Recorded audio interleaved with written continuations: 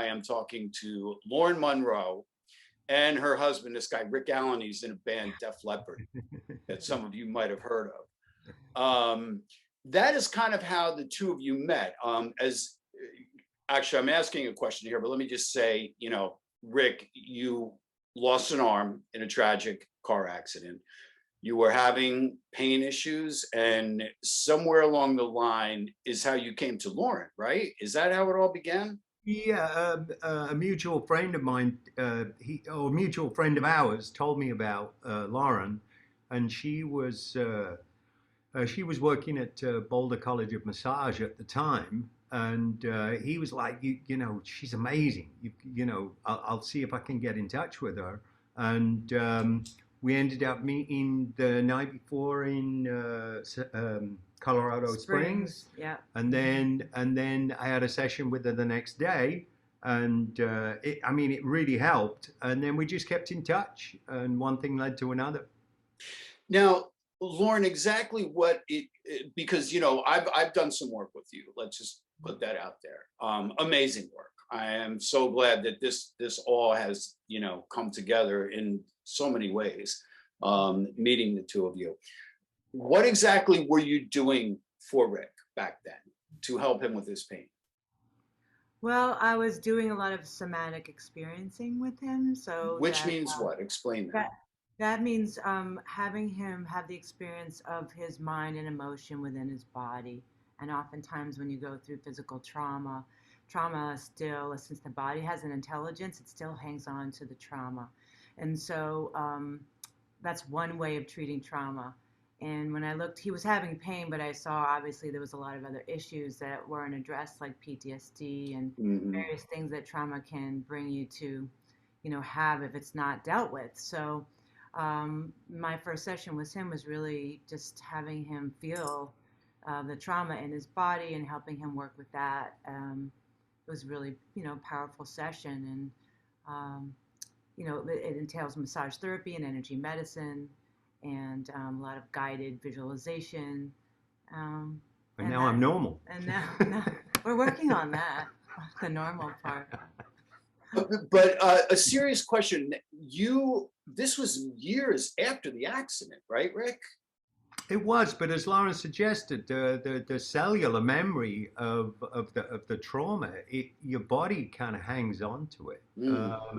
And until you give yourself the right situation to release that, it's very difficult to do that, unassisted. He didn't have any he didn't have any treatment after his accident. It wasn't really addressed at all. His traumatic brain injury, PTSD, his physical therapy. Did you have physical therapy? No, that was the thing. It wasn't mainstream at all, Jay.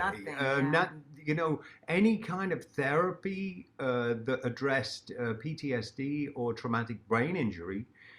It was overlooked completely. They were just really concerned about the physical injuries, and everything else. It hadn't really hit the mainstream. And until the Wounded Warriors started coming back from war with these different conditions. So that's kind of how I learned about it. But as you say, it was a long time after the fact. That memory of the trauma was still there, and Lauren was able to help me release that. Now, did you realize that you had mental trauma, PTSD? Were you aware of that? Were you aware of, oh my God, I've been in this horrific thing, or did that just kind of go unnoticed in your minds? I think as a 21-year-old, it was a totally alien concept to me. But at that age, I would have issues. I'm sure there were issues from before my accident, right? But the accident just really compounded everything. My primary focus was to get back and start working with the band again. And on reflection, I think I threw myself back into it too soon. You did get back soon. I mean, the rock world was amazed for sure. Now, that being said, and basically what you just said. I know in the Vietnam age or the World War II age, which is kind of like where my father and that generation came from.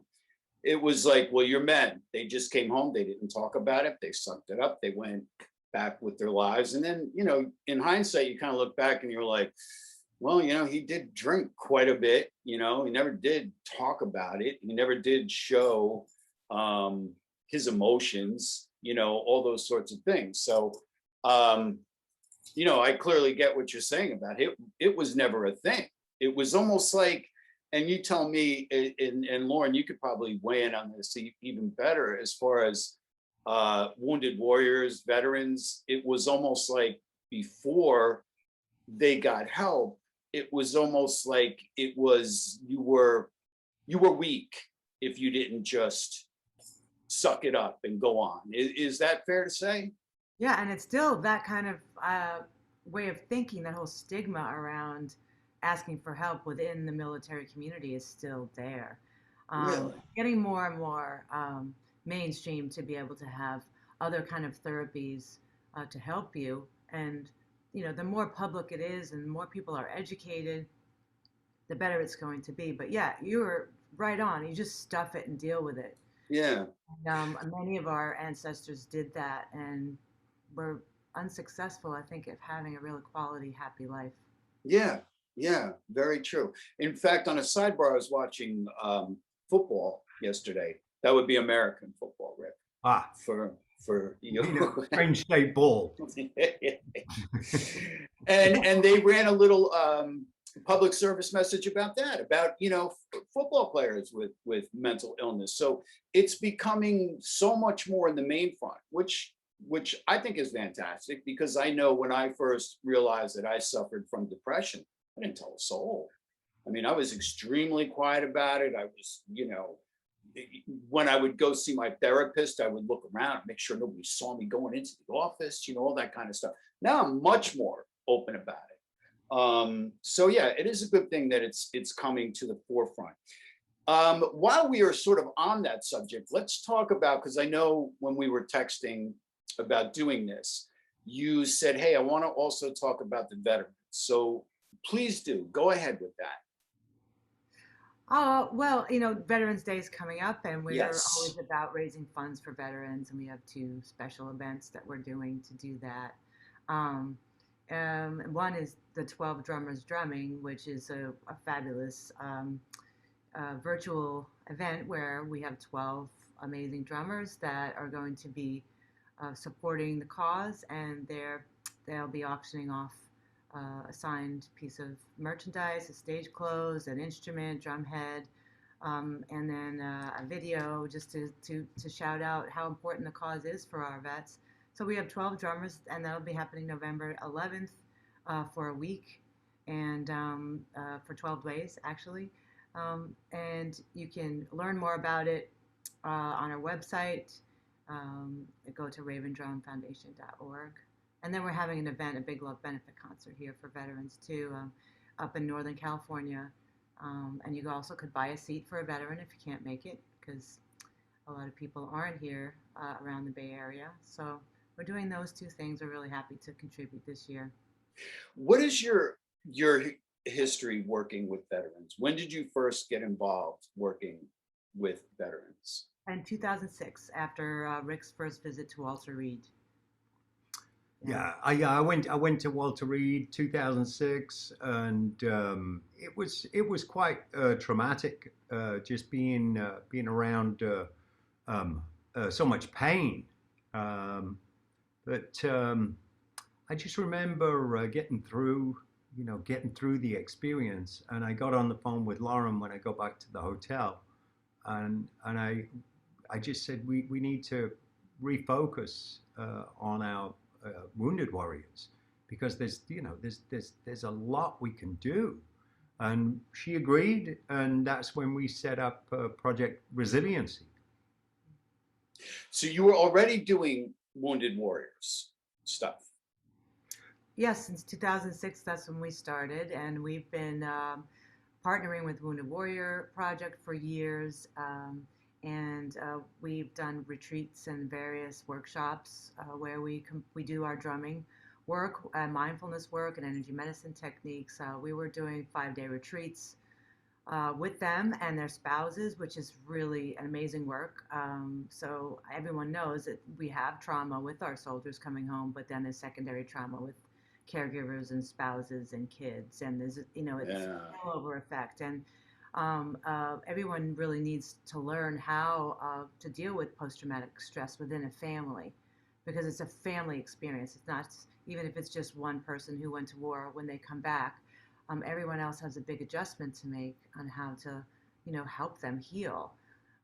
So we gave a lot of education around complementary and alternative medicine and how they can use that within their daily life and take that home. And it's been wonderful working with the veteran community. We learn a lot. I can imagine. Now, Rick, what prompted your visit to Walter Reed in 2006? Was that already part of working with the Wounded Warriors, and that was part of you? Okay, I'm going to go to Walter Reed. I'm not quite sure how You how that were happened. you were invited. I think the USO Yeah. were invited you, and then you went, and then that was the first of, I think, 3 different visits after that, and he went a couple more times too, and I went, and it was just powerful, very powerful. Mm. And all the people there at the hospital really love all their patients so much, and we learned so much. Now, Rick, prior to that, if I may, after your accident and you lost an arm, did you, after you sort of, recovered physically and, you got back on the road, but once you had some time off, did you start going and visiting other people that have lost, that lost limbs? Did that get you started on that or no? I tended to attract people that were going through some sort of trauma. And as you suggest, the stereotypical view is that it just affects, our wounded warriors, but it's not really that at all. It's Sure. people that have had sports injuries or car accidents or abusive relationships, or, I mean, there's a whole host of ways that we can be traumatized as human beings. So I just kind of fell into that, and people would request, if I meet somebody, somebody So that, if I may interrupt here, so being in Def Leppard, those people gravitated towards you as inspiration, as help. Is that what you're saying? exactly, Okay. and in turn, I was inspired by them. Mm. I was seeing what all these other people were going through, and how they were dealing with it, and hopefully my experience of trauma was helping them also. Sure. Yeah, absolutely. I mean, I know for me, those kinds of things do. As you know, I'm very much into rock and roll. So those are, guys like yourself were sort of, I don't know if heroes is the right word, but inspiration, because you sort of go, I guess if you're a sports guy, you look up to sports figures, and that's, where you go for your inspiration. So, it makes perfect sense for me. Yeah, and I think the biggest thing for me is that feeling of being of service. Hmm. Um, it kind of gets me out of my way. Yes. I'm able to be fully engaged in the moment, and really, really engage with people in a way that helps them and it helps me. Well, there's an expression, you have to give away what you have in order to keep it, Yeah, if I think that that's makes that's sense. yeah, I think that's good for everybody. I think everybody, uh, can experience that in some way in their lives. Yeah. All right, let's talk about the upcoming Woman Who Rocks concert. This week, I know I am very excited because it was actually through Melinda Colesi, that I met the two of you. Um, I had Melinda on the show because I love what she does, and we'll get into that in a second. And Melinda had reached out to me and said, listen, there's this concert going on that's right up your alley. These are your kind of people here, and this, the type of music that you play. And the two of you were kind enough to do, an interview with me about, the Big Love Benefit concert that went off extremely well. And obviously with the pandemic, Women Who Rock could not do their show last year. And I had said to Melinda, oh, you know, when you do this, I'm so gonna come, you know. So it was like on the back of my calendar. And she texted me a while back and she said, you know, you can't tell anybody this. She said, but Lauren and Rick are playing. And I'm like, oh, I'm so going now, you know. So it's so beautiful that this is all worked out. So first let's talk about the concert. And then I want to talk about, Lauren, I want to hear from you what you had said actually on one of your Instagram posts the other day. So the concert is this Saturday, October 16th. Orianthi is playing, Rita Wilson, special performance by Sheila E. It's actually booked as Lauren Monroe with special guest Rick Allen. Well, hey, she writes the songs, but look, you know, in this power couple thing, Rick, I mean, really all I see you doing is playing drums. I see her just doing all the rest of the work, you know? No, it's cool. I count to 4 on the band come in. It's a great deal. I'm giving you a hard time, but I really want to, you know, show how much Lauren really, really does, you know? Also the Vindies, DJ Femi. So this is going to be, and most importantly, the proceeds for this go to McGee Women's Research Institute in Pittsburgh. Another thing, very importantly, Women Who Rock has partnered with Gibson. Now, Lauren, on you did an Instagram post the other day, and you were driving in your car, and you were talking about going to Gibson, meeting the people from McGee. Can you go into that for me? Sure. Yeah, I had a great experience when Melinda came to LA. I went down with her to Gibson Guitars, and the McGee Institute. One of the marketing directors, Michael, was there, and he gave a presentation, and where I really learned about the history of women's research and why it's so important. And I was just so shocked to find out that it wasn't until 1977 that any clinical trials or research whatsoever was happening for women. In the past, it was all men. So we would research in the United States here, we would research men's bodies, and then just whatever treatments or pharmaceutical or surgeries or things that they thought would treat various illnesses for men, they would just do that for the women. And I was just floored, because obviously we're very different animals, you know, Yeah. bodies, and the way our hormones are, the way our body chemicals are very different. So you saying they wouldn't do any kind of research on a woman? No. It was just on a just man, on the men, and it was like yeah. one size fits all kind Yeah, of thing. yeah. Wow. Till 1977, and I did some more research too, and I was further shocked, because I didn't realize that, you know, in the it was the late 70s as well, that women didn't have credit cards. We couldn't have our own credit cards until I think we should bring that back in. I'm not touching that. No, I mean, there's so many of us are just, you know, we have our own. I would never think, why wouldn't a woman have a credit card? But that same thing. No, I know exactly. A bank account too. Oh, well, I get that, because I'm a little older than the both of you, and I remember those days of, like, you know, my mom would come to my father for money, or you know, and he'd be, how much, and where you going, and blah blah blah. But you know, Melinda had told me the first time I talked to her about basically what you're saying, and I was floored. I was like, really? Because, you know, without women, there's nobody, you know. Absolutely. Women have the babies, okay? So why wouldn't I was completely shocked. I was like, really? Makes no sense to me. I think it's the men that are afraid of women's potential. You know, I agree with that, and that's one of the reasons I really wanted to get behind Women Who Rock. I like to get behind causes, you know, and usually sort of underdog causes, or maybe overlooked causes. And, you know, I, for one, have had plenty of women bosses. My very best friends are women. I just don't get it. But I think I'm always in the minority when it comes to those things. And something to touch on, whether you may or may not know anything about this, Lauren, is it's National Breast Cancer Awareness Month.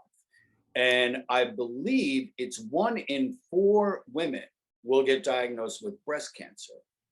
And that's appalling to me. I think pretty much with 1 in 4, everybody knows someone, even distantly, that's been affected by it. One of my good friends went through it, during the pandemic, no less. Oh, man. It was a year-long process of surgeries, and she's finally out of it and on the mend, and has to take medication for, I think, the next 8-9 years. And it strikes me that such a common cancer that there's been really no cure progress. What are your thoughts on that? I think there's a big issue. I don't want to get too political or anything. Neither do I. So I get that. Yeah, I don't want to get political either. I think for me, one thing I can talk about is how we need to look at the big picture and why. And why is so many women getting this? And for me, the big picture is looking at the so many carcinogens that we live with every single day. Mm.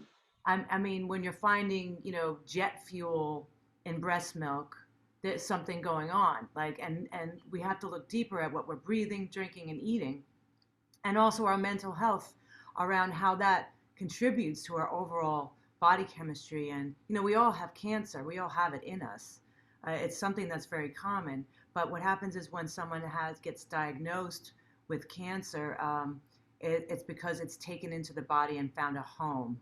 And why is that? Why do some people get it and some people don't? And why so many people are getting it? I want to look at those questions and see how that we can help with the big picture and how we live as human beings and what toxic things we allow in our lives every single day. And then the treatment and the research is such a big part of the cure. And I believe there has been many, many pathways to curing, but they've been silenced in a lot of ways. And I'm hoping with McGee Research Institute, they will bring to light a lot of these treatments that can help women on very different levels. I know you don't want to get political, and neither do I. But can you elaborate on that last statement a little bit, that they've been silenced? Well, there's a lot of natural ways that people have become well when they've had cancer, and they're not really endorsed as complementary therapies along with the traditional treatments like the immunotherapy and chemo and radiation and all those methods. But there's a supplemental element. Like the people that I know have had successful experiences recovering from cancer also did acupuncture for it because it really helped them. Or diet. And diet is, that many people don't know about the how dairy affects cancer growth. And there's studies that have been shown that a vegan diet, cancer cells, vegan blood in a test kills cancer cells. So if you have a diet that is, more plant-based, more plant-based, you have a better chance of keeping that cancer away once you have it and you're recovered, and also preventing it. And so these are things where complementary medicine and allopathic medicine, we need to bring them together to really start helping people instead of this one track. Cut it out, radiation, chemo. That's just my opinion. The people that I know that have been successful have used both, and we need to present that to the world, I think. And my opinion, and I'll just say it so you don't have to. And I thought about this, even yesterday, I was leading up to this. And again, I don't want to get political. This is going to sound political, but I'm like, they came out with a vaccine for the pandemic in less than a year, and still 1 in 4 women are getting cancer. And based on what you said, it almost makes me think, well, big business or big pharma or medical, certain things, whatever. And this again is just me, like knowing nothing. It's almost like like you say, it's going silence. Like, oh no, no, no, no, this is a moneymaker. We want to keep this going because God forbid it gets cured, and then where are we? You know, sometimes I got to wonder, and I'm not a conspiracy person at all, but again, I just sit there and go, why can't this be cured? I don't get it. It always brings me back to what would the value. Now, women aren't valued enough for it to be Mm, on the top of the list. Well, I really feel that. I'm seeing that. And the more I get older, and I never really had the awareness until now. It's like, you look at all these things, we don't get paid the same. I was just about to bring Yeah, that we up. don't get paid the same, or we don't have research. We just started research within my lifetime. I look at all of these things. It's just a systemic problem that needs to change about how we view women and the importance of women. And we know as a human race how much we rely on women. We do so much, and not to take away from the men's roles and the partnership No, at not all. at all. No, I mean we have a synergy we need to value, right, and it's a systemic issue that women have no value and no voice, and that's shifting. And I love the millennials because they're really helping to bring that up to the top. That they're not going to tolerate certain issues not being spoken about or viewed, and I love them for that. And I'm right yes. behind them. I have 4 of them, so believe me, I am well aware. My daughter griefed me about something yesterday. I was just like, oh my God, there's like no winning with her whatsoever. But yeah, I agree with the millennials. I totally agree with that. I think it's a great thing. But of all the, oh man, and I swear I hate getting political, and I'm not getting political, but with all the things, whether it be, you know, race equality or gender equality and all these other things, it is really shocking to see that women are still having to fight for their equality. It makes no sense to me in this world. And like you say, the equal pay and all that other stuff. I mean, I look at it as like, look, you do a job, do a job. Again, not most, but I have had a lot of women bosses throughout my work career and worked with a lot of women. And I just find them easier to work with, just more understanding, more, all the above. And I'm not just saying that. So there it is. The women of color have the least voice in this. Yes, country. they do. I have a couple of very good friends, women of color, and I hear their stories and I'm like, do you know, for instance, and I only learned this a couple of years ago, a Black woman cannot get a taxi cab in New York City. They will not stop. And two women I know that are Black, they're very good friends of mine and very well-to-do women, need a white guy to go hail them a cab. They will not stop. And I was like, That's crazy.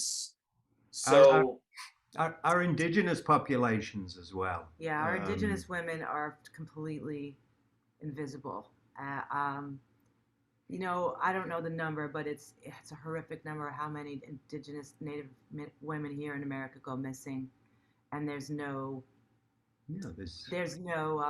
search team. There's no the county police. It all is done within their tribal communities, and yes. they are under resourced.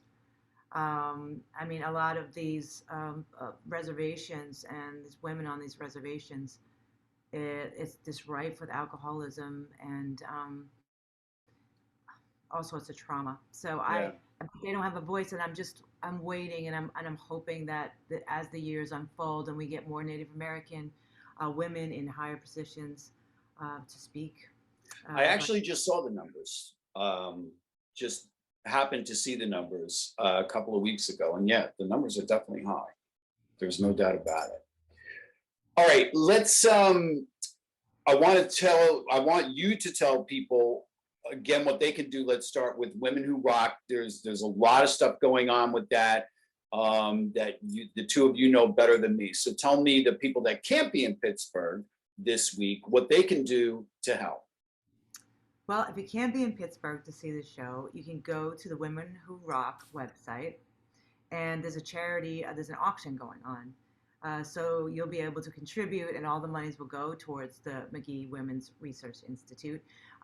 Rick has a signed drum head on there, and I have a mixed media painting that I've donated, and then we're hoping that someone can enjoy both of those things. So you can have a look. I know there's lots of other things, like some painted guitars and other memorabilia from artists. Yeah. So those are ways that you can help. I'm actually up for auction as well. No. There's so many places I could go with that, but I would bid to have you hang. I'd be like, I'll bid. We'll go to dinner, we'll hang out.